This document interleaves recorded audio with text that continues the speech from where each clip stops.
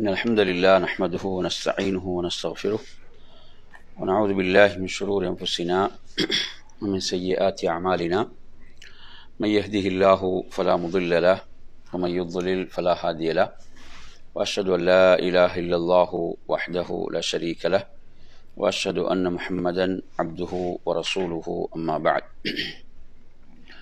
يا أيها الذين آمنوا اتقوا الله حق تقاته ولا تموتن إلا وأنتم مسلمون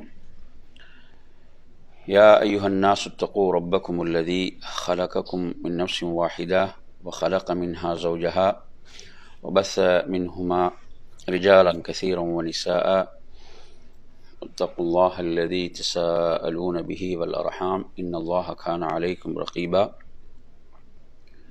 يا أيها الذين آمنوا اتقوا الله وقولوا قولا سديدا يصلح لكم أعمالكم ويغفر لكم ذنوبكم ومن يطع الله ورسوله فقد فاز فوزا عظيما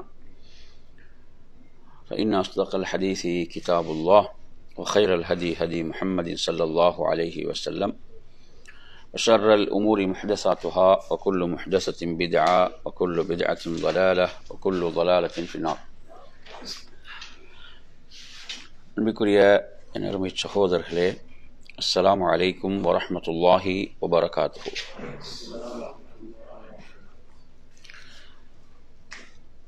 நமது இந்த வாராந்திர மார்க்க வகுப்பில்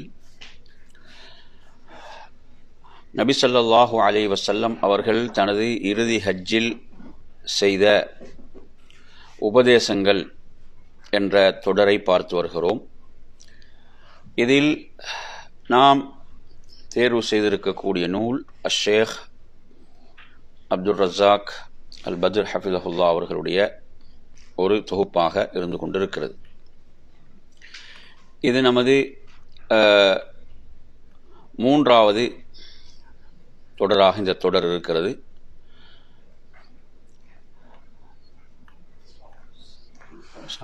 நபி ஸல்லல்லாஹு அலைஹி வஸல்லம் அவர்கள் இறுதி ஹஜ்ஜிலே செய்த உபதேசங்களில்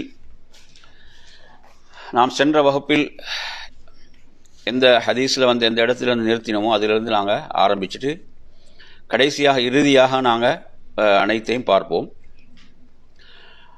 அல்லாஹ்வின் தூதர் ஸல்லல்லாஹு அலைஹி வஸல்லம் அவர்கள் சொல்கிறார்கள்,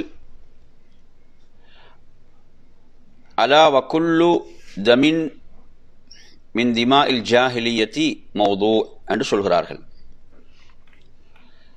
அதாவது அறியாமை காலத்தில் ஓட்டப்பட்ட இரத்தங்கள், கொலைகள் அனைத்தும் என்ன செய்யப்படுகிறது, இத்தோடு அது முடிவுக்கு வருகிறது. மௌது என்று சொல்லி அல்லாஹுடைய தூதர் ஸல்லல்லாஹு அலைஹி வஸல்லம் அவர்கள் குறிப்பிடுகிறார்கள். அவ்வாறு சொல்லிவிட்டு அதில் அல்லாஹ்வின் தூதர் ஸல்லல்லாஹு அலைஹி வஸல்லம் அவர்கள் வஅவ்வலு மா அضع மின்ஹா தமல் ஹாரிஸ் இப்னு அப்துல் முத்தலிப் என்று குறிப்பிடுகிறார்கள். கான முஸ்தர்திஅன் ஃபி லைஸின் ஃபகதலத்ஹு ஹுதைல் என்ற ஒரு செய்தியை இதிலே குறிப்பிடுகிறார்கள்.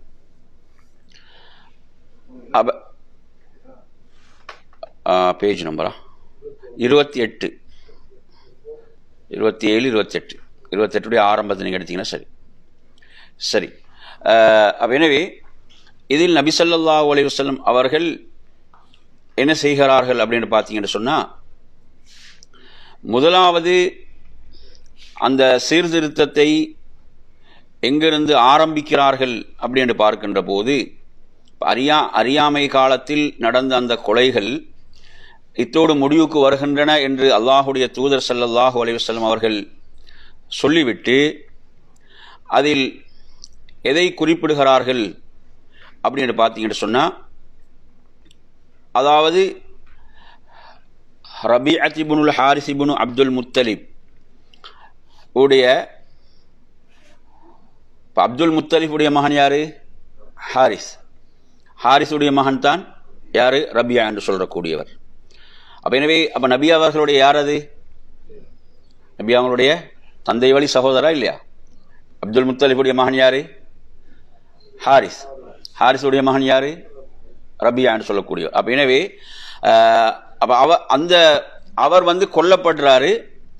யார் மூலம் என்று சொல்லி சொன்னால் அதாவது அந்த பனு லைஸ் என்று சொல்லக்கூடிய கோத்திரத்தினர் என்ன செய்யப்படுகிறார்? அவர் சிறு பிராயத்தில் ஒரு ஒரு போருடைய சூழலும் வருது. அந்த விளக்கங்களில் போருடைய சூழலில் ஒரு கல் அவரது தலையிலே வந்து என்ன செய்து தாக்குகிறது. அதன் மூலம் அவர் கொல்லப்படுகிறார். அப்போ எனவே இதற்குரிய அந்த பழிதீர்த்தல் என்பதை அல்லாஹ்வின் தூதர் ஸல்லல்லாஹு அலைஹி வஸல்லம் என்ன செய்கிறாங்க? மன்னித்து விடுகிறார்கள். அப்போ லைஸ் கோத்திரத்தாரில் அவர் வந்து சிறுபிராயத்தில் இருக்கின்ற போது என்ன செய்யப்படுகிறார்? கொல்லப்படுகிறார். அப்போ அல்லாஹுடைய தூதர் ஸல்லல்லாஹு அலைஹி வஸல்லம் அவர்கள் ஒரு மிகப்பெரிய முன்மாதிரியை இதிலே வழங்குகிறார்கள். அந்த முன்மாதிரி அந்த சீர்திருத்தம் என்பது என்ன செய்கிறாங்க? அல்லாஹுடைய தூதர் தனது குடும்பத்திலிருந்தே அதை என்ன செய்கிறார்கள்? ஆரம்பிக்கின்றார்கள் என்பதை பார்க்கிறோம். இன்றைக்கு நீங்கள் பார்த்தீங்கன்னா ஆட்சியாளர்கள் எப்படின்னா சில நேரங்களில் சில சட்டங்களே என்ன செய்வார்கள்? மாற்றுவார்கள். அவங்களுக்கு சில விடயங்களை சாதித்துக் கொள்வதற்காக என்ன செய்வார்கள்? சட்டங்களையே மாற்றுவார்கள். ஆனால் இங்கே பார்க்கிறோம் அல்லாஹ்வின் தூதர் ஸல்லல்லாஹு அலைஹி வஸல்லம் அவர்கள் அதாவது இழப்பு என்று வரும்போதும் அதை என்ன செய்கிறாங்க? அதை முதல்ல முன்மாதிரியாக இருந்து ரசூலுல்லாஹ் சமுதாயத்துக்கு ஒரு பெரிய செய்தியை வழங்குவதை நாங்கள் பார்க்கிறோம். அதே போன்ற அருமையான சகோதரர்களே, அந்த செய்தியில அடுத்து வருகிறது அலா வ இன்ன குல்ல ரிபன் மின் ரிபல் ஜாஹிலியத்தி மௌது என்று சொல்கிறார்கள். எனவே அறியாமை காலத்தில் அந்த கொடுக்கப்பட்ட அனைத்து வட்டிகள் அந்த அனைத்தும் என்ன செய்யப்படுகிறது? அவைகளும் தனது பாதத்தின் கீழ் தான் சொல்றாங்க. அவைகளும் அத்தோடு அதை வந்து முறிக்கப்படுகிறது. லக்கும் ரூசு அம்வாலிக்கும் லா தத்லிமூன வலா துத்லமூன். இப்போ நீங்கள் வந்து என்ன செய்யலாம்? அசலை நீங்கள் வாங்கலாம். நீங்கள் கொடுத்த பணத்தில் இப்போ கடனாக கொடுத்துருக்கிறீங்களா, அசலை நீங்கள் என்ன செய்யலாம்? வாங்கலாம். நீங்கள் வட்டியை வாங்கக்கூடாது. ஏன்னா லா தத்லிமூன் வலா துத்லமூன், நீங்களும் என்ன செய்யக்கூடாது? அநீதிக்குட்படுத்தப்படக்கூடாது. உங்களாலும் வேறு யாரும் என்ன செய்யப்படக்கூடாது? அநீதிக்குட்படுத்தப்படக்கூடாது. அப்போ என்ற அடிப்படையில் அல்லாஹ்வின் தூதர் ஸல்லல்லாஹு அலைஹி வஸல்லம் அவர்கள் இவ்வாறான மிக பெரும் அந்த பிரகடனங்களை அந்த ஹஜ்ஜில் என்ன செய்கிறாங்க? அந்த உரையில் மக்களுக்கு எடுத்து முன்வைக்கிறாங்க என்று சொன்னால் இது மிக பெரும் ஒரு சிறந்த ஒரு முன்மாதிரியாக, எப்படிப்பட்ட ஒரு தலைவராக அல்லாஹ்வுடைய தூதர் ஸல்லல்லாஹு திகழ்ந்தார்கள் என்பதற்கு இந்த செய்திகள் ஆதாரமாக இருக்கிறது. அதில் தொடர்ந்து அல்லாஹ்வுடைய தூதர் ஸல்லல்லாஹு அவர்கள் எனது சமுதாயம் என்று அழைத்து கேட்கிறாங்க, நான் எத்தி வைத்து விட்டேனா என்று 3 முறை கேட்டார்கள். அப்போது அந்த நபித்தோழர்கள் அனைவரும் சொன்னது என்னதான்? ஆம் என்று சொன்னார்கள். அல்லாஹுவை அதற்கு சாட்சியாக ஆக்கினார்கள். 3 முறை இவ்வாறு அல்லாஹுவை சாட்சியாக ஆக்கினார்கள் என்று இந்த செய்தி என்ன செய்கிறது? நிறைவடைகிறது. இது வந்து இப்னு மாஜாவுடைய செய்தியாக இவர்கள் என்ன செய்கிறாங்க? இதில் குறிப்பிடுகிறார்கள். இந்த ரிவாயத்தை பொறுத்தவரையில் இந்த ரிவாயத் வந்து இன்னும் சில கிரந்தங்களிலும் வருகிறது. இப்போ இதில் நான் இதில் நீங்கள் பார்க்கலாம், திர்மிதியில் 3087வது எண்ணிலும் வருகிறது. திர்மிதியில் 3087வது எண்ணிலும் இந்த செய்தி இடம்பெறுகிறது. அதை நீங்கள் குறிச்சிக்கோங்க. அம்ர் இப்னுல் அஹ்வஸ் ரலியல்லாஹு அன்ஹு அவர்கள் அறிவிக்கக்கூடிய இந்த செய்தியை பொறுத்தவரையில் இந்த நீண்ட செய்தி திர்மிதியுடைய ஹதீஸ் எண்ணை குறித்துக் கொள்ளுங்கள். 3087வது எண்ணில் இந்த செய்தி என்ன செய்கிறது? இடம்பெறுகிறது. சரி, அப்போ எனவே அதில் சில கூடுதலான தகவல்களும் வருகின்றன. நாங்கள் பார்ப்போம். அந்த தகவல்கள் வேறு ஹதீஸ்களில் வரலைன்னா கடைசி அதை நாங்கள் பார்த்து கொள்ளும். ஹைர். எனவே நறுமையான சகோதரர்களே, சொல்லப்பட்ட செய்திகளில் புதிதாக வரக்கூடிய செய்திகள் அதை கொஞ்சம் கவனத்தில் எடுங்க. சரி, அடுத்து 15வது தலைப்பாக அவர் என்ன போடுகிறார் என்று சொன்னால், அதாவது வாரிசு சொத்துக்கள் அல்லாஹு தஆலா தனது திருமறையில் எவ்வாறு அவைகள் பிரிக்கப்பட வேண்டும் என்று சொல்கிறானோ அந்த முறையிலே அது அமைய வேண்டும். அதே போன்று தனது தந்தை அல்லாதவரை தந்தை என்று அழைத்தல் சம்பந்தமான எச்சரிக்கை என்ற ஒரு தலைப்பை போடுகிறார். போட்டுவிட்டு அதில் கொண்டு வரக்கூடிய செய்தியை பார்த்தீங்கன்னா எந்த நபித்தோழர் அறிவிக்கிறார்னு பாருங்க. அன் அம்ர் இப்னு ஹாரிஜா ரலியல்லாஹு அன்ஹு என்று அந்த செய்தி ஆரம்பிக்கிறது.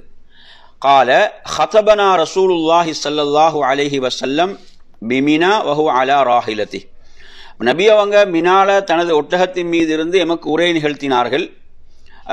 அந்த ஒட்டகத்துடைய அந்த கடிவாளத்தை இழுத்து பிடித்தவராக.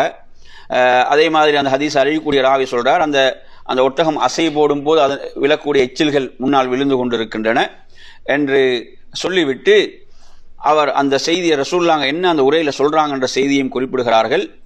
இன்னல்லாஹ கஸம லிகுல்லி இன்சானின் நஸீபஹு மினல் மீராஸ். அல்லாஹு தஆலா ஒவ்வொருவருக்கும் வாரிசு சொத்து எவ்வளவு என்பதை அல்லாஹ் வகுத்து விட்டான். அல்லாஹ் அதை தெளிவாக சொல்லிவிட்டான், அல்லாஹ் வகுத்து விட்டான். எப்படி அந்த வாரிசு சொத்துக்கள் பிரிய வேண்டும், வாரிசுகளுக்கு அந்த சொத்துக்கள் போய் சேர வேண்டும். ஏன் என்றால் அதில் என்ன செய்யப்படக்கூடாது, யாருக்கும் அநீதி நடக்கக்கூடாது இல்லையா. இப்ப இந்த ரசூலுல்லாஹ்வுடைய இந்த இறுதி ஹஜ்ஜுடைய உபதேசங்கள்ல ஒரு மிக பிரதானமான உபதேசமாக இருந்த செய்தி எது மிக பிரதானமானதாக இருந்தது? நீங்க அந்த பின்னால் வரக்கூடிய உபதேசங்களை எல்லாம் பார்த்தீங்கன்னா அதை உண்மைப்படுத்தக்கூடிய அமைப்பில் இருக்கும். எத்தனை விஷயம் சொல்றாங்க? 3 விஷயங்கள் சொன்னாங்க தானே. 3 விஷயங்களை ரசூலுல்லாஹ் சொல்றாங்க. உங்களுடைய இரத்தம், உங்களுடைய மானம், உங்களுடைய செல்வம்.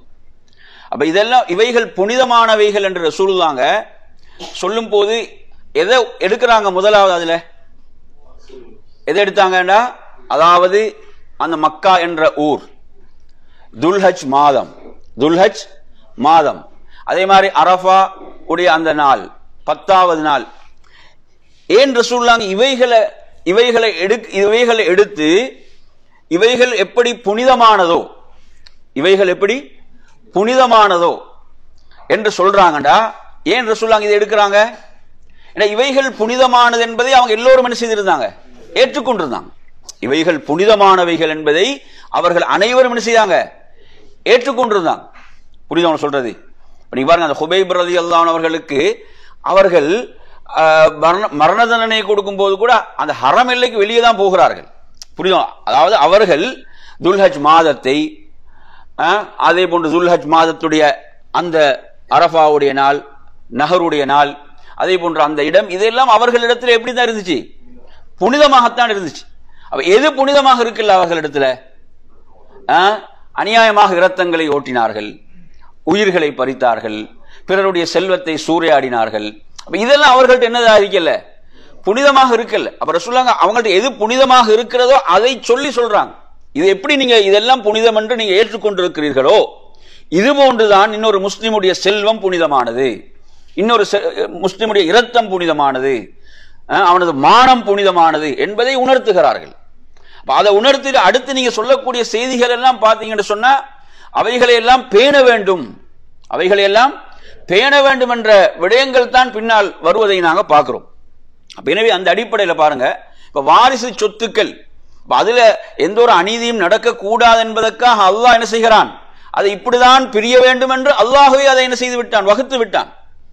அதற்கு பிறகும் என்ன செய்த அந்த சொத்துக்கள் அவங்களுக்கு போய் சேரலன்னா பெரிய அநியாயம். படைத்த ரப்புல் ஆலமீன் ஜகாத் இத்தனை கூட்டத்தாருக்கு தான் போய் சேர வேண்டும் என்று அல்லாஹ் குர்ஆன்ல சொல்றான். அதே போன்று வாரிசு சொத்துக்கள் இப்படித்தான் பிரிய வேண்டும் என்று அல்லாஹ் வகுத்து இருக்கின்ற போது அதுல யாராவது கை வைப்பார்கள் என்றால் அது அநியாயமா இல்லையா? எனவே இங்கு அல்லாஹ்வுடைய தூதர் ஸல்லல்லாஹு அலைஹி வஸல்லம் அவர்கள் அப்ப பிறருடைய இந்த செல்வம் என்பது என்னது? புனிதமானது, உரியவர்களுக்கு போய் சேர வேண்டும். இதை அல்லாஹ்வுடைய தூதர் ஸல்லல்லாஹு அலைஹி வஸல்லம் அவர்கள் மக்களுக்கு சொல்கிறார்கள். அதே போன்று வலா தஜூஸு லிவாரிஸின் வசியா, அதே போன்று அதாவது வாரிசுகளுக்கு என்ன செய்யக்கூடாது? வசியத்து செய்யக்கூடாது. ஏன்னா அல்லாஹ் அவங்களுக்கு ஆல்ரெடி என்ன செய்து விட்டான்? அல்லாஹ் அவர்களுக்கு பிரித்து விட்டான். வசியத் என்பது யாருக்கு தான்? வாரிசு அல்லாதவர்களுக்கு. ஒருத்தர் தனது செல்வத்தில் ஒரு பகுதி என்ன செய்யறாரு? வசியத்து செய்ய விரும்புகிறாரா? அந்த வசியத் என்பது வாரிசு அல்லாதவர்களுக்கு செய்யப்படுவது. வசியத்துடைய அளவை பற்றி நாங்க பார்க்கும் போது ரசூலுல்லாஹ் என்ன சொல்றாங்க? 3 அதிகம் என்று சொல்கிறார்கள். 3 என்னதான்? அதிகம் தான். அப்ப 4 சிறந்தது என்ற கருத்தையும் அறிஞர்கள் முன்வைப்பார்கள். எனவே அந்த அடிப்படையில் அருமையான சகோதரர்களே, வாரிசுகளுக்கு என்ன செய்யக்கூடாது? வசியத்து செய்யக்கூடாது. அடுத்து சொல்கிறார்கள் அல் வலது லில் ஃபிராஷ் வலில் ஆஹிரி அல் ஹஜர் என்று சொல்றாங்க. அப்ப ஃபிராஸ்னா எங்களுக்கு தெரியும், விரிப்பு இல்லையா? அப்ப இங்கு ரசூலுல்லாஹ் என்ன சொல்றாங்க என்று சொன்னா, ஒருவர் ஒரு பெண்ணை மனம் முடித்து இருக்கிறார் என்று சொன்னால், ஒரு பெண் என்ன செஞ்சிருக்கிறாரு? மனம் முடித்து இருக்கிறார் என்று சொன்னால், அந்த பெண் ஒரு பிள்ளையை பெற்றெடுக்கிறாள் என்று சொன்னால், அந்த பிள்ளை யாருக்குரியதுதான்? அந்த பெண்ணுடைய கணவன் யாரோ அவருக்குரியதான். புரியுதா அவன் சொல்றது? அந்த தந்தைக்குரியதான். அந்த பிள்ளை வந்து ஃபிராஷ் யாருக்குரியது? தந்தைக்குரியதுதான். அதே நேரத்தில் வலில் ஆஹிரி அல் ஹஜர், இது வந்து என்ன, தவறான முறையில அந்த பிள்ளை பிறந்திருந்தாலும், புரியுதா அவன் சொல்றது, விபச்சாரத்தின் மூலம் அது பிறந்திருந்தாலும் அந்த விபச்சாரம் செய்தவனுக்கு தண்டனை தான், அவனுக்கு இழப்பு தான் இருக்குது. அவன் உலகத்தில் தண்டிக்கப்படாவிட்டால் மறுமை என்ன செய்யப்படுவான்? தண்டிக்கப்படுவான். அவனுக்கு வந்து அதற்குரிய இழப்பு இருக்கிறது, அவன் அதற்குரிய தண்டனையை பெற்றாக வேண்டும். ஆனால் இப்ப குழந்தை அந்த யார் தந்தையாக இருக்கிறாரோ யாருக்கு அவருக்குரியதுதான் என்று அல்லாஹ்வுடைய தூதர் ஸல்லல்லாஹு அலைஹி வஸல்லம் என்ன செய்றாங்க, அதையும் ஒரு முக்கியமான விஷயத்தையும் அங்க என்ன செய்கிறார்கள், சொல்கிறார்கள். அடுத்து வாங்க அறிந்து கொள்ளுங்கள், வமனித்தஆ இலா கைரி அபீஹி அவ் தவல்லா கைர மவாலிஹி ரக்பதன் அன்ஹும், அதாவது ஒருவர் தனது தந்தை அல்லாத ஒருவரை தந்தை என்று சொல்கிறார், தனது தந்தை அல்லாத ஒருவரை தந்தை என்று சொல்கிறார், அல்லது வந்து தான் சார்ந்திருக்கக்கூடிய பொறுப்பாளர்கள் அல்லாதவர்களை என்ன செய்கிறாரு, பொறுப்பாளராக அவர் சொல்வார் என்றால் அவர்கள் மீது வெறுப்போடு, ரக்பதன் அன்ஹும், அவர்களை வெறுத்த நிலையில் இவ்வாறு அவர் சொல்வாராக இருந்தால், ஃபஅலைஹி லஅனத்துல்லாஹி வல் மலாயிகத்தி வன் நாஸி அஜ்மஈன், அவர்களுக்கு அல்லாஹ்வுடைய மலக்குகளுடைய ஒட்டுமொத்த மனிதர்களுடைய சாபம் அவருக்கு உண்டு. புரியுதா சொல்றது? எனவே இது ஒரு கடுமையான எச்சரிக்கை, கடுமையான எச்சரிக்கையாக இது வருகிறது. வலா யுக்பலு மின்ஹு ஸர்ஃபுன் வலா அத்லுன் என்று சொன்னால் அவரிடமிருந்து உபரியான வணக்கங்களும் ஏற்றுக்கொள்ளப்பட மாட்டாது, கடமையானவைகளும் ஏற்றுக்கொள்ளப்பட மாட்டாது என்ற விளக்கத்தையும் சொல்வார்கள். அதே போன்று அவரிடமிருந்து சாட்சிகள் ஏற்றுக்கொள்ளப்பட மாட்டாது என்ற கருத்துகள் இதற்கு இந்த பகுதிக்கு விளக்கமாக அறிஞர்கள் முன்வைப்பார்கள். எனவே நறுமையான சகோதரர்களே, இப்படியான ஒரு கடுமையான எச்சரிக்கையை இங்கு அல்லாஹ்வுடைய தூதர் ஸல்லல்லாஹு அலைஹி வஸல்லம் அவர்கள் விடுக்கின்றாங்க என்று சொன்னால் இதில் மிக கவனமாக இருக்க வேண்டும்.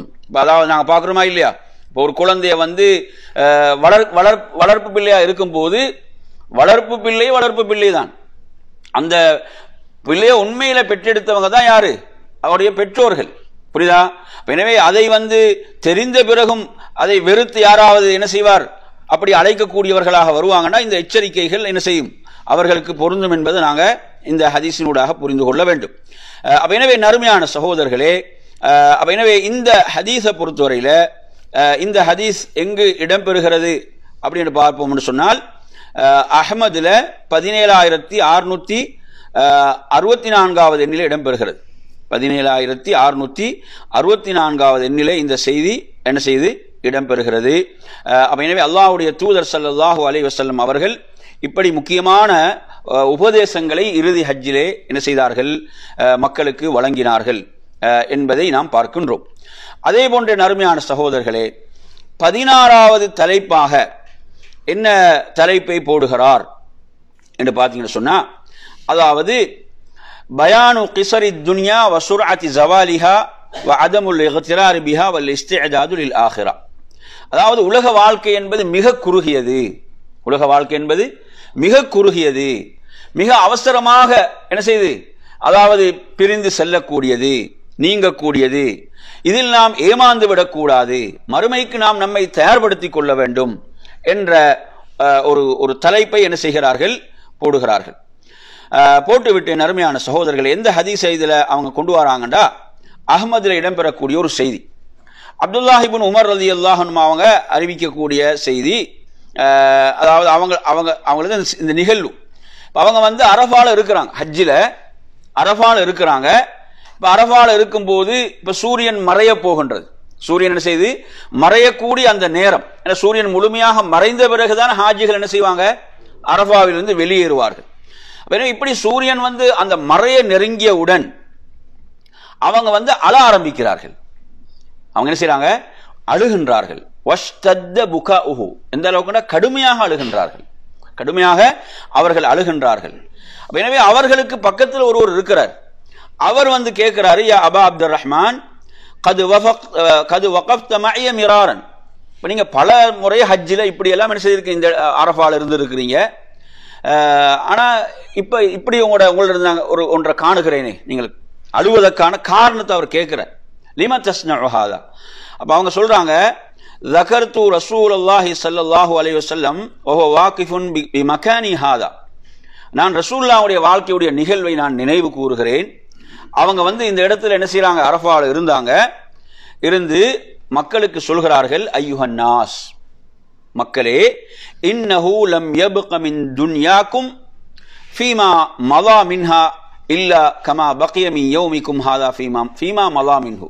அப்ப எப்படி இந்த அரஃபாவுடைய நாள் கழிந்து விட்டதோ, இந்த அரஃபாவுடைய நாள் நீங்க வந்திருந்தீங்க, அரஃபாவுடைய நாள் கழிந்து விட்டதோ, இது போன்றுதான் உங்களுடைய உலக வாழ்க்கையும் என்ன செய்யும், கழிந்து விடக்கூடியதாக இருக்கிறது என்று அல்லாஹ்வுடைய தூதர் சொன்னார்கள். அப்ப எவ்வளவு முக்கியமான ஒரு செய்தி பாருங்க.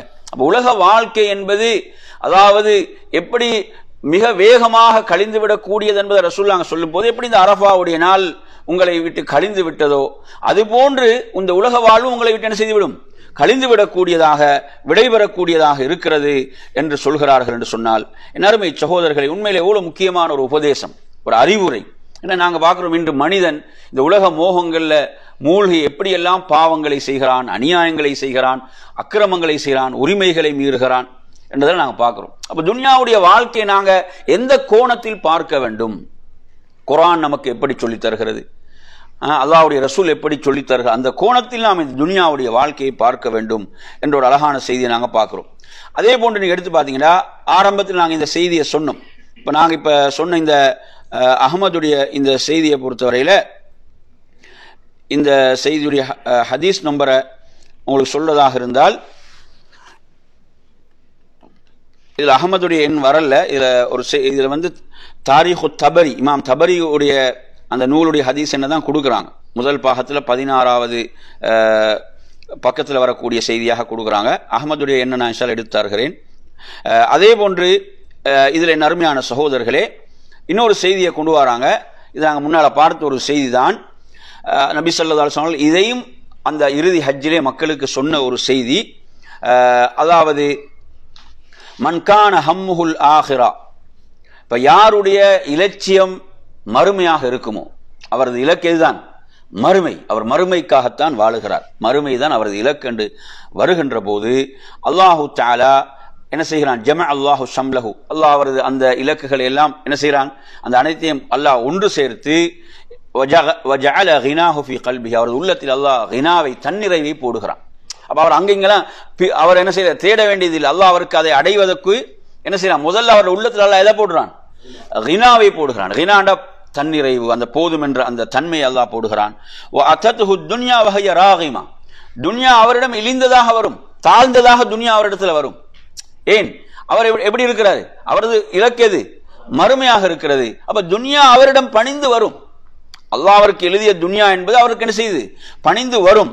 வமன்கானத் நியத்துஹு துன்யா, யாருடைய நோக்கம் உலகமாக இருக்குமோ அல்லாஹு தஆலா என்ன செய்கிறான் என்று சொன்னால், அவரது அந்த இலக்குகளை எல்லாம் அப்படி பலவாறு அல்லாஹ் பிரித்து விடுகிறான்.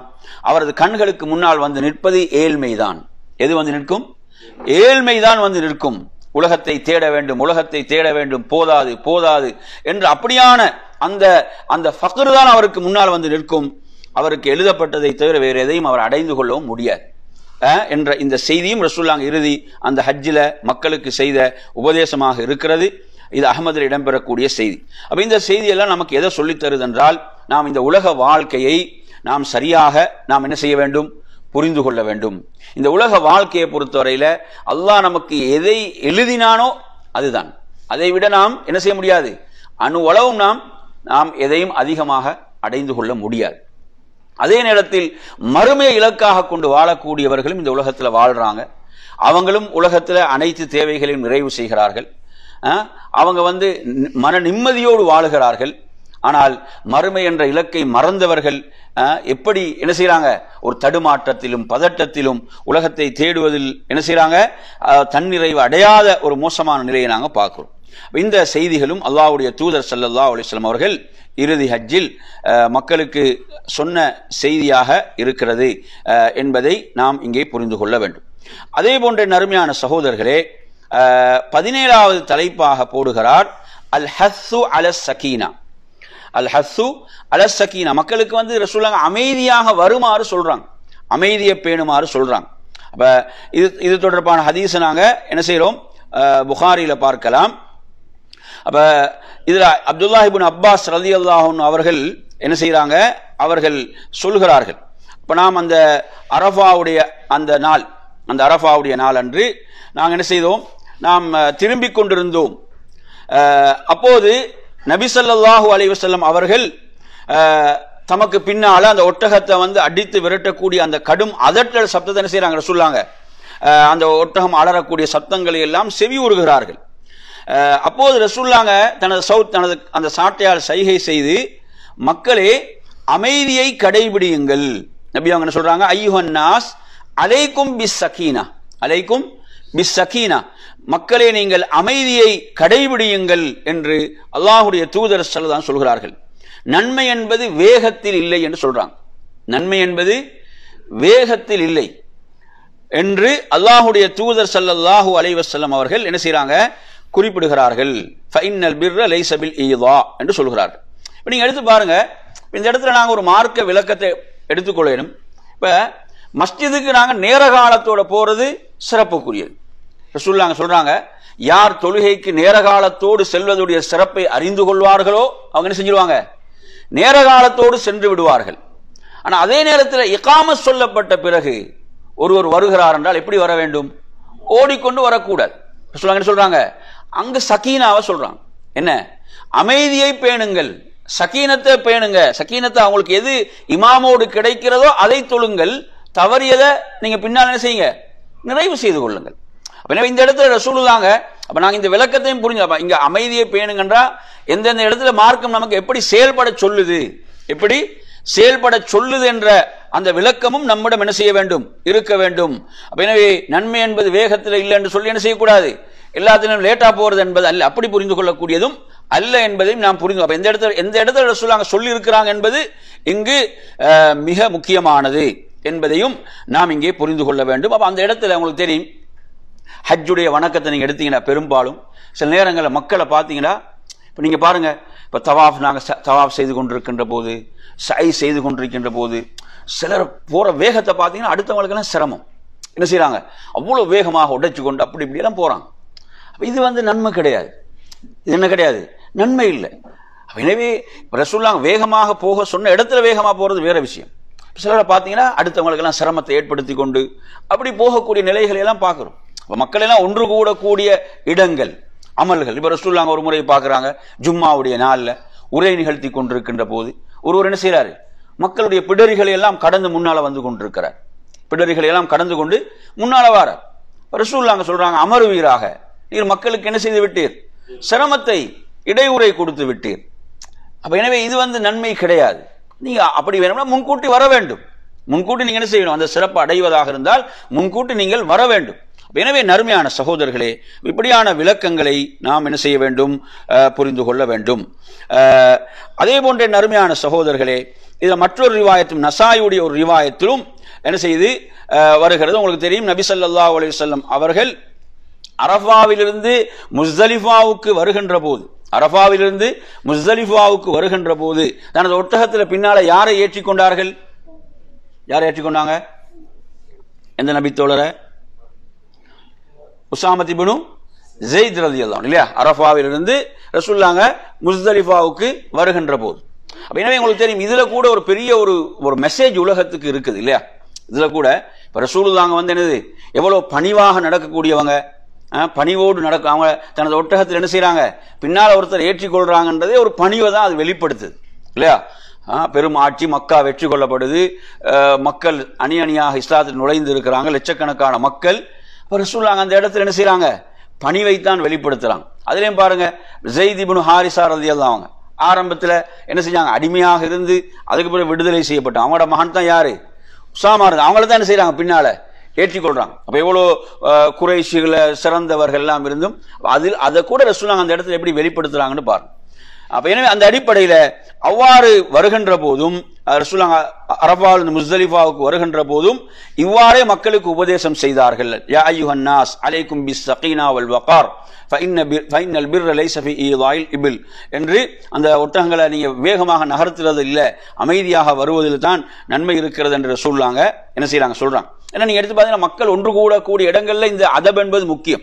இப்ப ஹஜருல் அஸ்வத் கல் இருக்குதானே, ஹஜருல் அஸ்வத் கல்லை முத்தமிடக்கூடிய விஷயத்துல கூட பலர் என்ன செய்யறாங்க, அந்த இடத்துல நடந்து கொள்ளக்கூடிய முறைகள் சில நேரம் பார்க்கும்போது அதாவது ரசூலுல்லாஹ் இவ்வாறு சொல்லி தந்தாங்களான்னு கேள்வி அங்க எழக்கூடிய அமைப்புல அப்ப ரசூலுல்லாஹ் சொல்றாங்க, உமர் ரலியல்லாஹு அவங்களுக்கு என்ன சொல்றாங்க, நீங்க வந்து ஒரு பலமிக்க மனிதர், இன்னக ரஜுலுன் கவி, இன்னக ரஜுலுன் கவி என்று சொல்லிட்டு அப்ப ஹஜருல் அஸ்வத் முத்தமிடும் போது பிறரை என்ன செய்யக்கூடாது, பிறருக்கு ஒரு நோவினை செய்யக்கூடாது, நோவினை வந்துவிடக் கூடாது என்ற விஷயத்தை எல்லாம் ரசூலுல்லாஹ் சொல்றாங்க என்பதை நாங்கள் பார்க்கிறோம். எனவே அந்த அடிப்படையில் நறுமையான சகோதரர்களே, இவ்வாறாக மக்கள் ஒன்று கூடக்கூடிய இடங்கள்ல மார்க்கம் நமக்கு சொல்லி தந்திருக்கக்கூடிய அந்த ஆதாபுகள் ஒழுங்குகள் என்பது மிக முக்கியமானது, மிக முக்கியம். அங்க வந்து பெண்கள் இருப்பாங்க, வயதானவங்க இருப்பாங்க, நோயாளிகள் இருப்பாங்க, சிறுவர்கள் இருப்பாங்க, அனைவரும் என்ன செய்யப்பட வேண்டும், அங்கு கவனத்தில் கொள்ளப்பட வேண்டும். எனவே நறுமையான சகோதரர்களே, அதே இது வந்து நசாயுடைய ரிவாயத்தாக இந்த ரிவாயத் என்ன செய்கிறது, இடம்பெறுகிறது. இதை நீங்க நசாயில 3018வது எண்ணில் அதை குறிச்சுக்கோங்க, 3018வது எண்ணில் இடம்பெறக்கூடிய செய்தியாக அந்த செய்தி இருக்கிறது. எனவே அடுத்ததாக அருமையான சகோதரர்களே, இதில் நாங்கள் அடுத்த ஒரு செய்தியை பார்ப்போம். அஹ்மதில் இடம்பெறக்கூடிய ஒரு செய்தி, லம்மா தஸாஹமன் நாஸ் இந்தல் ஜமராத். அப்ப ஜமராத் உங்களுக்கு தெரியும், ஜமராத் என்னது, கல்லெறியக்கூடிய அந்த இடங்கள் இல்லையா. அப்ப அந்த ஜமராத்துகள்ல என்ன செய்ய, மக்கள் வந்து கூட்டம் அங்கு அலையும் மோதுகின்ற போது இப்ப ரசூலுல்லாஹி சொல்றாங்க, யா அய்யுஹன் நாஸ் லா யக்துல் பஅதுக்கும் பஅதா.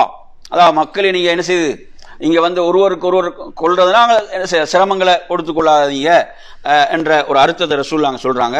நீங்கள் ஒரு சிலருக்கு இவ்வாறு என்ன செஞ்சாங்க, ஒரு சிரமத்தை நீங்க ஏற்படுத்தி விடாதீர்கள். இதா ரமைத்துமுல் ஜம்ரா, நீங்கள் ஜம்ராக்களிலே கல்லெறியும் போது ஃபர்மூஹா பிமிஸ்லி ஹசல் ஹதுஃப் என்று சொன்னா அந்த கடலை போன்ற அளவு அந்த அவ்வாறான அந்த பொடி கற்களை எரியுமாறு அல்லாஹுடைய தூதர் ஸல்லல்லாஹு அலைஹி வஸல்லம் என்ன செய்றாங்க, சொல்கிறார்கள். இந்த இடத்துல மிக முக்கியமாக கவனிக்க வேண்டிய ஒரு விஷயம் தான், நிறைய பேர் அந்த இடத்துல உணர்ச்சி வசப்படுகிறார்கள். அந்த இடத்துல நீங்க நிறைய பேரை பார்த்தீங்கன்னா என்ன செய்யறாங்க, மார்க்க ஒரு விளக்கமின்மையின் காரணத்தால் உணர்ச்சி வசப்படுகிறார்கள்.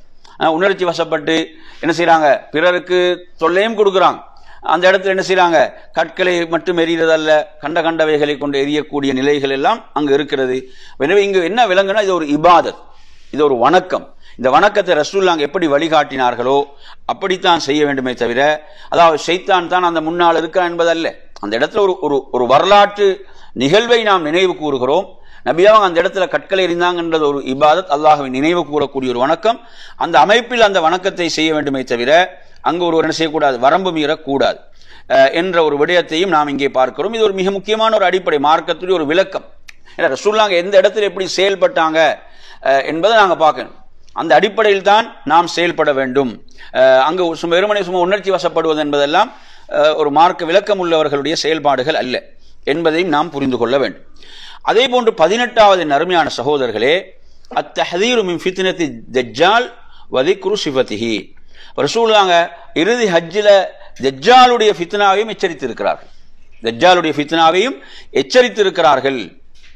நீங்க எடுத்து பார்த்தீங்கன்னு சொன்னா, அப்துல்லாஹ் இப்னு உமர் ரலியல்லாஹு அன்ஹுமா சொல்கிறார்கள், அதாவது குன்னா நதஹத்தஸு பி ஹஜ்ஜத்தில் வதா வன் நபி ஸல்லல்லாஹு அலைஹி வஸல்லம் பைன அல்ஹுரினா வலா நத்ரி மா ஹஜ்ஜத்துல் வதா.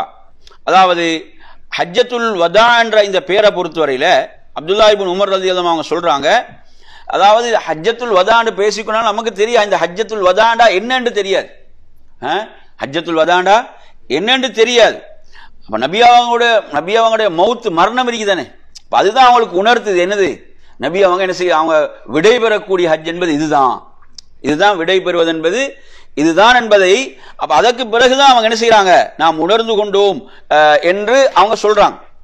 அப்ப எனவே அந்த இறுதி ஹஜ்ஜில அல்லாஹ்வின் தூதர் ஸல்லல்லாஹு அலைஹி வஸல்லம் அவர்கள் என்ன செய்யறாங்க, அல்லாஹ்வை புகழ்ந்து துதித்து அதுக்கு பிறகு என்ன செய்யறாங்க, அந்த தஜ்ஜாலை பற்றிய அந்த செய்தியை அல்லாஹ்வுடைய தூதர் ஸல்லல்லாஹு அலைஹி வஸல்லம் அவங்க சொல்ல ஆரம்பிக்கிறாங்க.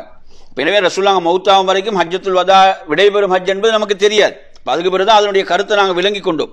அதில் ரசூலுல்லாஹ் அல்லாஹ்வை போற்றி புகழ்ந்து என்ன சொல்றாங்க, அந்த பிற்காலத்தில் தோன்றவிருக்கக்கூடிய அந்த மசீஹு தஜ்ஜால் அந்த பொய்யனை பற்றி ரசூலுல்லாஹ் என்ன செய்யறாங்க, கூற தொடங்குறாங்க.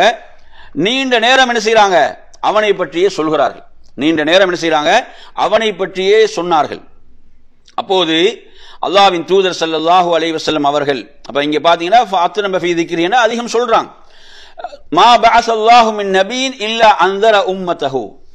இப்ப எந்த ஒரு நபியாக இந்த ஒரு சமுதாயத்துக்கு ஒரு நபி அனுப்பப்படுகிறார், அல்லாஹ்வின் மூலம் ஒரு நபி அனுப்பப்பட்டார் என்றால், அப்படி அனுப்பப்பட்ட எந்த ஒரு நபியும் இவனை பற்றி என்ன செய்யல, எச்சரிக்காமல் இருக்கவில்லை.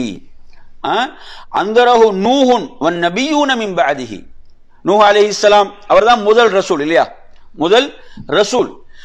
நூஹ் அலைஹிஸ்ஸலாத்திலிருந்து அதுக்கு பிறகு வந்த எல்லா நபிமார்களும் என்ன செய்திருக்கிறார்கள், இந்த தஜ்ஜாலை பற்றி எச்சரித்திருக்கிறார்கள். அப்ப அவனது ஃபித்னா எவ்வளவு பயங்கரமானதாக இருக்கும் என்றதை பாருங்க. அவ்வளவு நபிமார்கள் செய்திருக்கிறாங்க, எச்சரித்திருக்கிறார்கள். நூஹ் அலைஹிஸ்ஸலாம் முதல் கொண்டு அதுக்கு பின்னால் வந்த எல்லா நபிமார்களும் எச்சரித்திருக்கிறார்கள். எனவே நறுமையான சகோதரர்களே, அல்லாஹ்வுடைய தூதர் ஸல்லல்லாஹு அலைஹி வஸல்லம் என்ன சொல்றாங்க, அப்ப என் சமுதாயத்தான உங்களிடையே தான் அவன் இறுதி காலத்தில் தோன்றுவான், இறுதி காலத்துல தோன்றுவான் என்று சொல்லிட்டு சொல்றாங்க. அவனுடைய அடையாளங்களில் ஏதேனும் சில உங்களுக்கு புலப்படாமல் போனாலும் நிச்சயமாக உங்களுடைய இறைவன் உங்களுக்கு தெரியாதவன் அல்ல என்று சொல்லிட்டு உங்களுக்கு நன்றாகவே தெரியும் என்று 3 முறை சொல்லிவிட்டு சொல்கிறார்கள், உங்கள் இறைவன் ஒற்றை கண்ணன் அல்ல, அவனோ தஜ்ஜாலோ வலது கண் குருடன் ஆவான், அவனது கண் ஒரே குலையில் துருத்தி கொண்டிருக்கும் திராட்சை போன்றிருக்கும் என்று அல்லாஹ்வுடைய தூதர் ஸல்லல்லாஹு அலைஹி வஸல்லம் சொல்றாங்க. எனவே இந்த அடையாளத்தை ரசூலுல்லாஹ் இதுக்கு முன்னர் எந்த நபியும் தனது சமுதாயத்துக்கு சொல்லாத ஒரு அடையாளத்தையும் சொல்கிறார்கள். எனவே நறுமையான சகோதரர்களே, அதாவது நாம் நமது ரப்பை காண்பது என்பது எங்கு காண்போம், நாளை மறுமையில தான் காண்போம் இல்லையா. ஏன்னா அவன் உலகத்துல தன்னை எப்படி வாதிடுவான், உங்களுடைய ரப் என்று தான் அவன் வாதிடுவான், நான் தான் உங்களுடைய ரப் என்று வாதிடுவான்.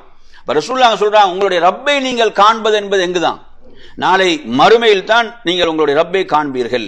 அப்ப ரப்பை பற்றிய அல்லாஹுவை பற்றிய அந்த வர்ணனைகள் சிபத்துகளை நாம் குர்ஆன் சுன்னாவின் மூலம் எல்லாம் அறிந்திருக்கிறோம். அப்ப மிகப்பெரிய விஷயம் என்ன, நமக்கு மார்க்கம் சொன்ன மிக முக்கியமான அடிப்படை என்ன, நாம் ரப்பை இந்த உலகத்தில் என்ன செய்ய முடியாது, காண முடியாது, மறுமையில் தான் ரப்பை காணலாம். எனவே இவன் தன்னை ரப் என்று வாதிட்டாலும் இவன் யாருதான், ஒரு ஒற்றை கண்ணன், அவனது கண்ணை கூட அவனுக்கு சீர் செய்து கொள்ள முடியாது. அப்படியான நிலை தான் அல்லாஹ் அவனை அனுப்புகிறான். எனவே நீங்க அவனுக்கு பின்னால வழிகட்டு போய்விடக் கூடாது என்பதற்காக ரசூலுல்லாஹ் இந்த அடையாளங்களை எல்லாம் சொல்கிறார்கள். எனவே அந்த அடிப்படையில் நறுமையான சகோதரர்களே, அப்ப நாங்க தஜ்ஜாலுடைய ஃபித்னாவை விட்டு நாம் பாதுகாப்பு தேடுவதற்கு நமக்கு மார்க்கம் சொன்ன வழிகள்ல முக்கியமான வழிகள் எது, அத்தஹியாத்துல கடைசியில் நாங்க ஓத வேண்டும் இல்லையா. ரசூலுல்லாஹ் 4 விஷயங்களை விட்டு பாதுகாப்பு தேட சொன்னாங்களா இல்லையா. அல்லாஹும்ம இன்னி அஊது பிக்க மின் ஃபித்னத்தில் மஸீஹித் தஜ்ஜால் என்பது முதல்ல வருகிறது. அப்ப தஜ்ஜாலுடைய ஃபித்னாவை விட்டு நாங்க பாதுகாப்பு தேட வேண்டும். அடுத்த என்ன விஷயம், சூரத்துல் கஹஃபுடைய முதல் 10 வசனங்களை மரணமிட்டுக் கொள்ளணும். சூரத்துல் கஹஃபுடைய முதல் 10 வசனங்களை மரணமிட்டுக் கொள்ளணும். புரியுதா சொல்றது. உலகத்தில் நாங்கள் எத்தனையோ நோய்கள், அந்த நோய்கள் விஷயத்தில் எவ்வளவு எச்சரிக்கையாக கவனமாக இருக்கிறோம், பாதுகாப்பாக இருக்கிறோம். தஜ்ஜாலுடைய ஃபித்னாவை ரசூலுல்லாஹ் சொல்லி இருக்கிறாங்க. அப்ப நாங்க எத்தனை பேர் இந்த சூரத்துல் கஹஃபுடைய முதல் 10 வசனங்கள் மரணமிட்டு இருக்கிறோம் என்ற கேள்வியை நாம் நம்மிடம் கேட்டுக்கொள்ள வேண்டும். எனவே நறுமையான சகோதரர்களே, இப்ப இவ்வாறாக அல்லாஹ்வின் தூதர் ஸல்லல்லாஹு அலைஹி வஸல்லம் அவர்கள் இந்த தஜ்ஜாலுடைய ஃபித்னாவை எச்சரிக்கிறாங்க. இந்த செய்தி புகாரில 4402வது எண்ணில் இந்த செய்தி இடம்பெறுகிறது. புகாரியுடைய எண்ணை அதில் குறிச்சுக்கோங்க. அடுத்ததாக 19வது தலைப்பின் அருமையான சகோதரர்களே, அல்லாஹ்வின் தூதர் ஸல்லல்லாஹு அலைஹி வஸல்லம் அவர்கள் பெரும் பாவங்களை எச்சரித்தாங்க. இறுதி ஹஜ்ஜில் எதை எச்சரித்தாங்க, அத்தஹ்தீர் மின் கபாயிரில் இஸ்ம், பெரும் பாவங்களை அல்லாஹ்வுடைய தூதர் ஸல்லல்லாஹு எச்சரித்தாங்க. ஸலமத் இப்னு கைஸ் அல்-அஷ்ஜஇ ரலியல்லாஹு அறிவிக்கக்கூடிய செய்தி, அல்லாஹ்வின் தூதர் ஸல்லல்லாஹு அலைஹி வஸல்லம் அவர்கள் இறுதி ஹஜ்ஜில் இவ்வாறு மக்களுக்கு சொன்னார்கள், அலா இன்னமா ஹுன்ன அர்பா, 4 விஷயங்களை அறிந்து கொள்ளுங்கள். எத்தனை விஷயங்களை, 4 விடயங்கள். இன்னமா ஹுன்ன அர்பா, நிச்சயமாக அந்த 4ஐ நீங்கள் அறிந்து கொள்ளுங்கள் என்று சொல்லிவிட்டு சொல்றாங்க. அல்லா துஷ்ரிகு பில்லாஹி ஷையா, அல்லாஹ்வுக்கு நீங்க எதையும் என்ன செய்யாதீங்க, இணையாக்காதீர்கள், ஷிர்க் செய்யாதீர்கள், எந்த ஒன்றையும் அல்லாஹ்வுக்கு இணையாக்காதீர்கள் என்று சொல்கிறார்கள். சுப்ஹானல்லாஹ். எடுத்து பாருங்க, ஷிர்க்கிலிருந்து அந்த சமுதாயத்தை மீட்டெடுத்து மக்கா வெற்றி என்பது ஹிஜ்ரி எத்தனைல, 8 இல்லையா. அப்ப 360 சிலைகள் அந்த காபாவிலிருந்து அகற்றப்படுகின்றன. இப்ப ஹிஜ்ரி 10 அந்த இறுதி ஹஜ், அந்த ஹஜ்ஜில மக்களுக்கு என்ன செய்யறாங்க, சொல்கிறார்கள், அல்லாஹ்வுக்கு நீங்க எதையும் இணையாக்காதீர்கள். வலா தக்துலு நஃப்ஸல்லதி ஹர்ரமல்லாஹு இல்லா பில் ஹக், அதாவது உரிமையின்றி எந்த ஒரு நஃப்ஸை நீங்க என்ன செய்யாதீங்க, கொலை செய்யாதீங்க. அல்லாஹ் ஹராமாக்கி இருக்கிறான், தடுத்து இருக்கிறான். எனவே அந்த அடிப்படையில் உரிமை என்று எந்த ஒரு நஃப்ஸையும் நீங்கள் கொல்லக்கூடாது. வலா தஸ்னூ, நீங்கள் விபச்சாரம் செய்யாதீர்கள். வலா தஸ்ரிகு, நீங்கள் திருடாதீர்கள் என்று இவ்வாறு ரசூலுல்லாஹ் இந்த 4 பாவங்களை இங்கு என்ன செய்யறாங்க, அல்லாஹ்வுடைய தூதர் அவங்க இங்கு எச்சரிப்பதை நாங்கள் பார்க்கிறோம். எனவே இதெல்லாம் பெரும் பாவங்களாக இருந்து கொண்டிருக்கின்றன. பாருங்கப்பா, இறுதி ஹஜ்ஜில் ரசூலுல்லாஹ் எதிலெல்லாம் கவனம் செலுத்தினாங்க, எதையெல்லாம் மக்களுக்கு சொன்னார்கள் என்பதற்கு இந்த செய்தியும் நமக்கு சான்றாக இருக்கிறது. எனவே இந்த செய்தியை பொறுத்தவரையில் இந்த செய்தி எங்கு இடம்பெறுகிறது அப்படின்னு பார்த்தீங்கன்னு சொன்னா,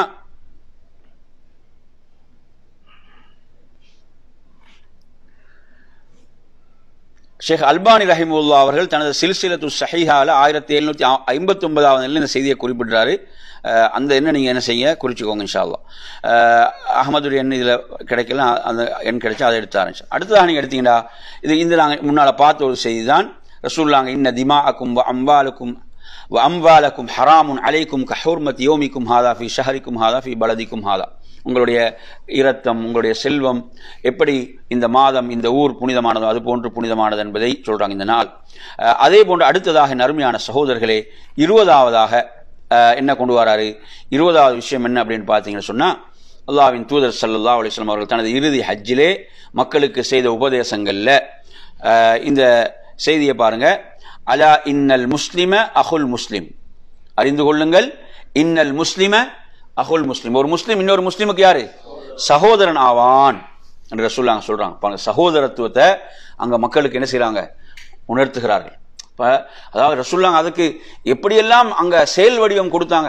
ஹஜ்ஜன்றதே அதுதானே, அந்த சகோதரத்துவத்தை அதாவது வெளிப்படுத்தக்கூடிய ஒரு முக்கியமான ஒரு இபாதத். அது முக்கியமான அனைவரும் அந்த இஹ்ராம்ல ஒரே குரல்ல தல்பியாவை சொன்னவர்களாக சகோதரத்துவத்தை வெளிப்படுத்தக்கூடிய ஒரு இடமாக அது இருக்கிறது. உங்களுக்கு தெரியும், அதாவது குறைஷிகள் என்ன செய்வார்கள்? ஜாஹிலிய காலத்தில் நீங்க ஹஜ் எடுத்தீங்கன்னா குறைஷிகள் எதை தாண்டி போக மாட்டாங்க? எதை தாண்டி போக மாட்டாங்க? முஸ்தலிஃபாவை தாண்டி செல்ல மாட்டார்கள். குறைஷிகள் என்ன செய்வார்கள்?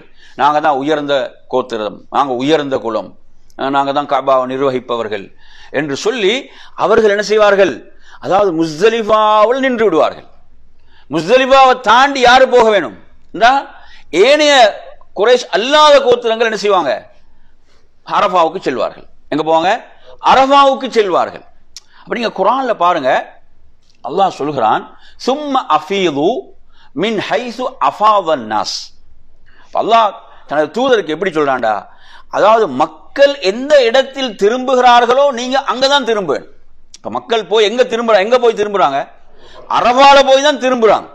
அப்ப நபிக்கு அல்லாஹ் சொல்கிறான், குர்ஆனுடைய கட்டளை எடுத்து பார்த்தீங்கன்னா நபி செய்யற மாதிரி செய்யுங்கிறது அல்லாஹ் மக்களுக்கு சொல்றது. இந்த இடத்துல சஹாபாக்கள் கூட பேசிக்கொள்றாங்க. ரசூலுல்லாஹ் குறைஷ் கோத்திரத்தை சார்ந்தவங்க, அவங்க முஸ்தலிஃபால நிற்பாங்களா, அரஃபாவுக்கு போவாங்களான்ற ஒரு கருத்து அவங்களுக்குள்ளே வருது. அல்லாஹ் குர்ஆன் வசனத்தை எப்படி இறக்குறான்னு பாருங்க. அதாவது மக்கள் எங்கு போய் திரும்புகிறார்களோ, மக்கள் எங்கு போய் திரும்புகிறார்களோ அங்கு போய் தான் நபியை நீங்கள் என்ன செய்யணும்? திரும்ப வேண்டும். சுப்ஹானல்லாஹ். பாருங்க இஸ்லாம் எப்படி அந்த சகோதரத்துவத்தை இஸ்லாம் வெளிப்படுத்துன்றதை பாருங்க. எனவே அந்த அடிப்படையில் எந்த அளவுக்கு ரசூலுல்லாஹ் சொல்றாங்கன்னா அல் ஹஜ்ஜு அரஃபான்னு சொன்னார்கள். அல் ஹஜ்ஜு அரஃபா, அரஃபாவுல தங்குறது தான் ஹஜ். ஒருத்தன் அரஃபால தங்கலாம் அவனுக்கு ஹஜ் கிடையாது. புரியுது அவன் சொல்றது? அதுக்கு முன்னால குறைஷிகள் செஞ்ச என்ன? ஹஜ்ஜே கிடையாது, அவன் அரஃபாவுக்கு போகவில்லை அவனுக்கு. புரியுது அவன் சொல்றது? அதுல நிறைய விஷயங்கள் இருந்துச்சு, அவனை எடுத்து பாருங்க. அப்ப அந்த அளவுக்கு ரசூலுல்லாஹ் சொல்றாங்க. அப்ப அல் முஸ்லிமு அஹுல் முஸ்லிம் என்பதை சொல்லிட்டு சொல்றாங்க, ஃபலைஸ யஹில்லு லி முஸ்லிமின் மின் அஹீஹி ஷைஉன் இல்லா மா அஹல்ல மின் நஃப்ஸிஹி. இப்ப நீங்க உங்களுக்கு உங்களோட சகோதர முஸ்லிமுடையது ஹலாலாக மாட்டாது. அவர் விரும்பாம, அவர் எப்படி? அவர் விரும்பாம உங்களுக்கு அது ஹலால் கிடையாது. அவர் மனப்பூர்வமா விரும்பி உங்களுக்கு தர வேண்டும். அவர் உங்களுக்கு மனப்பூர்வமாக விரும்பி தந்தாது உங்களுக்கு ஹலால். அப்படி இல்லாம நீங்க என்ன செய்யக்கூடாது? எடுக்கக்கூடாது. இங்கேயும் என்ன செய்யறாங்க? செல்வம் அது புனிதமானது என்பது உணர்த்துறாங்களா இல்லையா? அப்படித்தானே? உதாரணம் எடுத்து பாத்தீங்கன்னா, வரதட்சணை சீதனத்தை கொடுக்குறாங்களா இல்லையா? கைக்கூலின்னு வாங்குறானா இல்லையா? நிறைய பேர் என்ன, அந்த பெண்ணை பெற்ற அந்த பெற்றோர்கள் வெந்து தான் கொடுக்குறாங்க. சொல்றது கொடுக்கறது எப்படிதான் கொடுக்கறது? மனம் விரும்பியா கொடுக்க, கொடுக்க வேண்டிய நிர்பந்தம், நீங்க விரும்புறத கொடுங்கன்றான். அப்ப எனவே இங்க பாருங்க, மனம் விரும்பி கொடுக்கிறது தான், மனம் விரும்பி கொடுக்க வேணும். அப்படி என்பதையும் அல்லாஹுடைய தூதர் ஸல்லல்லாஹு அலைஹி வஸல்லம் அவங்க உணர்த்துறாங்கடா. எவ்வளவு முக்கியமான செய்திகள் அந்த இறுதி ஹஜ்ஜில் ரசூலுல்லாஹ் சொன்ன செய்திகள் ஒவ்வொன்றையும் எடுத்து பாருங்க. எல்லாம் அதாவது மக்கள் பிறருடைய உரிமைகள், ரப்புக்கு செய்ய வேண்டிய கடமை, ஏகத்துவம், குர்ஆன் சுன்னாவை உறுதியாக பற்றி பிடித்தல் என்ற இப்படியான முக்கியமான விஷயங்களை உள்ளடக்கியதாகத்தான் இந்த ஹஜ்ஜத்துல் வதா ரசூலுல்லாஹ் செய்த இந்த ஒவ்வொரு உரையும் அமைந்திருக்கிறது. இப்போ மொத்தமாக நீங்கள் பார்த்தீங்கன்னா, இப்போ நாங்கள் படித்ததில் எவ்வளோ விஷயங்கள் படிச்சிட்டோம். இந்த 3 வகுப்புலையும் நாங்கள் படித்த விஷயங்களை நீங்கள் குறித்து கொண்டிருக்கிறீங்களா, லிஸ்ட் போட்டிருக்கிறீங்களா? அதெல்லாம் நாங்கள் என்ன செய்யணும், ஒரு தனியான ஒரு இதாக போடணும். என்னது, ரசூலுல்லாஹ் இறுதி ஹஜ்ஜில் இவ்வளோ உபதேசங்கள் செய்தார்கள் என்ற பட்டியலை நாங்கள் இந்த தொகுப்பெடுத்து போடணும். அவ்வளோ அற்புதமான செய்திகள், அவ்வளோ முக்கியமான செய்திகளை உள்ளடக்கியதாக இந்த உபதேசங்கள் அமைந்திருக்கின்றன. ரசூலுல்லாஹ் அவங்களுக்கு தெரியும், சொல்றாங்க, இந்த வருடத்துக்கு பிறகு நான் உங்களை என்னது மறுபடியும் சந்திப்பேனோ தெரியாது. சொல்றாங்களா இல்லையா? இந்த ஆண்டுக்கு பிறகு மறுபடியும் உங்களை சந்திப்பேனோ தெரியாது என்று அந்த மக்களுக்கு செய்யக்கூடிய உபதேசங்கள் எவ்வளவு முக்கியமான உபதேசங்கள்னு பாருங்க. எவ்வளவு முக்கியமான செய்திகள். அல்லாஹ்வுடைய தூதர் சொல்றாங்க, என்னிடமிருந்தே நீங்க என்ன செய்யுங்க, அமல்களை எடுத்துக்கொள்ளுங்கள், கற்றுக்கொள்ளுங்கள் என்ற அந்த செய்திகளை எல்லாம் என்ன செய்தார்கள் அங்க சொல்றாங்க. எனவே நறுமையான சகோதரர்களே, அப்ப நாங்க இந்த பாடத்துல சொன்ன இந்த செய்திகள் 3 தொடர்கள் நாங்க பார்த்தோம். இதுல மொத்தம் 3 தொடர்கள் பார்த்தோம். அதில் உள்ள செய்திகள் நீங்க என்ன செய்யுங்க, இன்ஷா அல்லாஹ் கொஞ்சம் மீட்டி அதை ஃபுல்லா தொகுத்து எடுத்தோம்னு சொன்னா அது மிக பயனுள்ளதாக என்ன செய்யும், அந்த செய்திகள் இருக்கும் என்பதை நாங்கள் இதில் புரிந்து கொள்வோம் இன்ஷா அல்லாஹ். அப்போ எனவே இத்தோடு நாம் இன்றைய வகுப்பை நாம் நிறைவு செய்து கொள்வதற்கு முன்னால் குறைந்தது இன்றைய வகுப்பில் படித்ததையாக கொஞ்சம் நாங்கள் என்ன செய்வோம், மீட்டிக்கொள்வோம். இன்றைய வகுப்பில் படித்தவைகள் மொத்தமாக மீட்டினா சிறந்தது தான். நாங்கள் இன்றைக்கி என்ன குறைந்த இன்றைய வகுப்பில் நாம் படித்த செய்திகளையாவது கொஞ்சம் என்ன செய்வோம், கொஞ்சம் மீட்டிக்கொள்வோம் இன்ஷா அல்லாஹ். யார் சொல்கிறீங்க இன்றைக்கு வகுப்பில் படித்த முதல் செய்தியை, இன்று வகுப்பில் நாங்கள் படித்த முதல் செய்தியை யார் சொல்றது?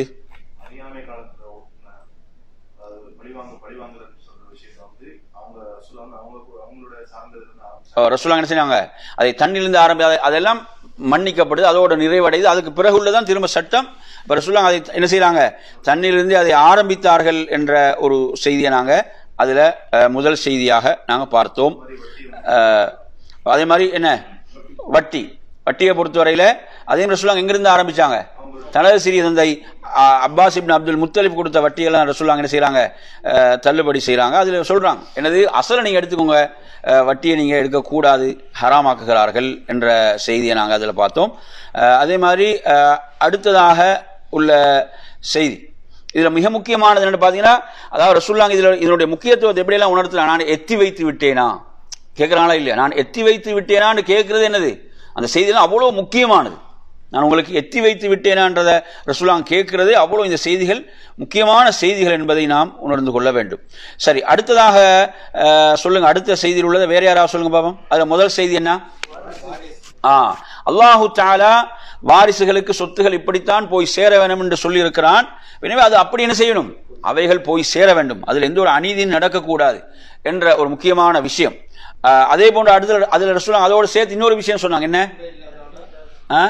இல்ல அதுல அந்த வாரிசுகளுக்கு என்ன செய்யக்கூடாது, வசியத்து செய்யக்கூடாது என்ற விஷயத்தையும் சொன்னான். புரியுதா அவன் சொல்றது? ஏன்னா அல்லாஹ் ஆல்ரெடி அவங்களுக்கு என்ன செய்யறான், சொத்துல பங்கு அல்லாஹ் சொல்லிட்டான். எனவே அவங்களுக்கு திரும்ப நாங்க என்ன செய்யறதில்லை, சொத்துல இருந்து வசியத்து செய்ய வேண்டிய அவசியம் கிடையாது. அதே போன்று அடுத்த ரசூலுல்லாஹ் ஒரு முக்கியமான விஷயத்தை அதுல சொல்லுகிறார்கள். என்ன சொல்றாங்க, அதாவது பிள்ளை என்பது யாருக்குரியதுதான், தந்தைக்குரியதான். இல்லைஞ்சா, அந்த பெண்ணுக்கு யார் கணவனோ அது தந்தைக்குரியதுதான். அங்க ஒரு மோசமான விஷயம் நடந்திருக்குமாக இருந்தால், அது விபச்சாரம் என்றால் அது பாவத்தை செஞ்சவனுக்கு என்ன இருக்குது, அதற்குரிய தண்டனை இழப்பு இருக்கிறது என்பதை அல்லாஹ்வுடைய தூதர் ஸல்லல்லாஹு அலைஹி வஸல்லம் என்ன செய்றாங்க, சொல்கிறார்கள். எனவே அடுத்ததாக இதுல சொல்லக்கூடிய விஷயம் என்ன, தந்தை அல்லாதவர்களை, தனது தந்தை அல்லாத, தனது குடும்பம் அல்லாத, தனது கோத்திரம் அல்லாத தனது கோத்திரம் என்று சொல்றது. இது உயர்ந்த கோத்திரத்து என்றதுக்காக என்ன செய்யறது, உயர்ந்த குடும்பத்துக்கு அதோட சேர்த்துக் கொள்றது.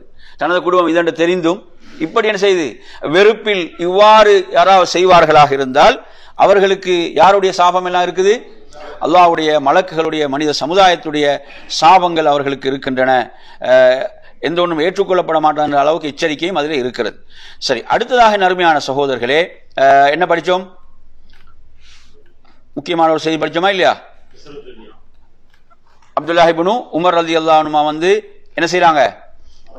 அவங்க அரஃபாவுடைய அந்த சூரியன் மறையக்கூடிய நேரத்தில் முஸ்தலிஃபாவுக்கு புறப்படுகின்ற நேரத்தில் அவங்க அழுதார்கள். எதற்காக அழுதார்கள்? ரசூலுல்லாஹ் செய்த ஒரு உபதேசம் அவங்க ஞாபகத்தில் வருது. சுப்ஹானல்லாஹ், நபி அவங்க செய்த ஒரு உபதேசம் அவங்க நினைவுக்கு வருது. அதை நினைத்து அழுகின்றார்கள். இந்த உலக வாழ்க்கை என்பது ஒரு அற்பமானது. எப்படி இந்த அரஃபாவுடைய நாள் உங்களை விட்டு பிரிந்து சென்று விடுகிறது, அதுபோன்று இந்த உலக வாழ்க்கையும் உங்களை விட்டு பிரிந்து சென்று விடும் என்று சொல்லக்கூடிய அந்த செய்தி, சுப்ஹானல்லாஹ், அதை எண்ணி அவங்க என்ன செய்கிறாங்க? அந்த இடத்துல கண்ணீர் வடிக்கின்றார்கள். அதே போன்று அதில் நாங்கள் பார்த்தோம், அடுத்த செய்தியாக, யார் மறுமையை இலக்காக கொண்டிருப்பார்களோ அல்லாஹ் அவர்களுக்கு துன்யாவை என்ன செய்கிறான்? அவங்களுக்கு அல்லாஹ் எளிதாக அந்த துன்யாவை கொடுத்து விடுகிறான். துன்யா அவங்களிடத்துல பணிந்து வரும். யார் இந்த துன்யாதான் இலக்கென்று மாறிவிடுமோ அவங்களை அல்லாஹ் அலைய விடுவான். என்ன செய்யுது? அலைய விடக்கூடிய நிலைகளும் அவர்களுக்கு முன்னால் ஃபக்ர் தான் இருக்குமே தவிர அல்லாஹ் எழுதிய தவிர வேறு எதையும் அவர்கள் அடைந்து கொள்ளவும் மாட்டார்கள். அடுத்ததாக ரசூலுல்லாஹ் செய்த ஒரு முக்கியமான உபதேசம் தான் இது சக்கீனா. என்ன? அமைதியை நீங்கள் பேண வேண்டும். ஒட்டகங்களை அதட்டுவதிலும் விரைவதிலும் நன்மை இல்லை என்று அல்லாஹ்வுடைய தூதர் சொன்ன அந்த செய்தியை நாங்கள் பார்த்தோம்.